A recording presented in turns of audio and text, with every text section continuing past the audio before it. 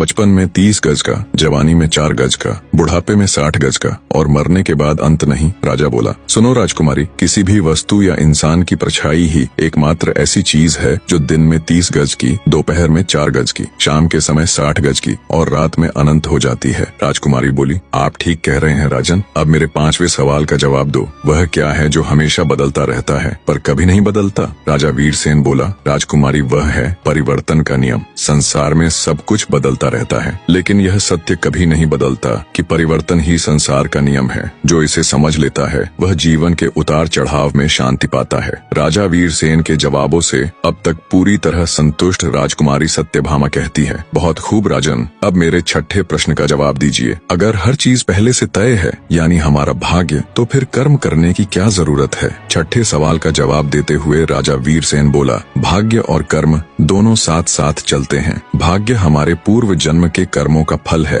लेकिन वर्तमान कर्म से हम अपने भविष्य को बदल सकते हैं। यदि कोई किसान अपने खेत में कुछ भी न बोए और कहे कि जो भाग्य में होगा वही होगा, तो क्या उसे अन्न मिलेगा? नहीं, उसे मेहनत करनी होगी, बीज बोने होंगे, पानी देना होगा, तभी फसल आएगी। इसी तरह कर्म हमारा प्रयास है और भाग्य उसका परिणाम। राजा की एक बार फिर से सराहना करते हुए राजकुमारी सत्यभामा ने अपना 7वां प्रश्न किया, मनुष्य को इस संसार में सबसे बड़ा धोखा कौन देता है? राजा वीरसेन बोला, हे राजकुमारी, मनुष्य को संसार में सबसे बड़ा धोखा उसका अपना मन ही देता है। मन ही वह शक्ति है जो हमें सत्य और असत्य, मोह और वैराग्य, प्रेम और घृणा, सुख और दुख के बीच उलझा देती है। मनुष्य सोचता है कि बाहरी दुनिया उसे धोखा देती है, लेकिन वास्तव में बाहरी दुनिया केवल एक दर्पण मात्र है। जो कुछ मन में है वही संसार में प्रकट होता है। राजा वीरसेन का जवाब सुन राजकुमारी सत्यभामा बोली, बहुत खूब राजन, अब मेरे 8वें प्रश्न का उत्तर दीजिए। अगर सुख और दुख दोनों ही अस्थायी हैं, तो फिर मनुष्य दुख से इतना डरता क्यों है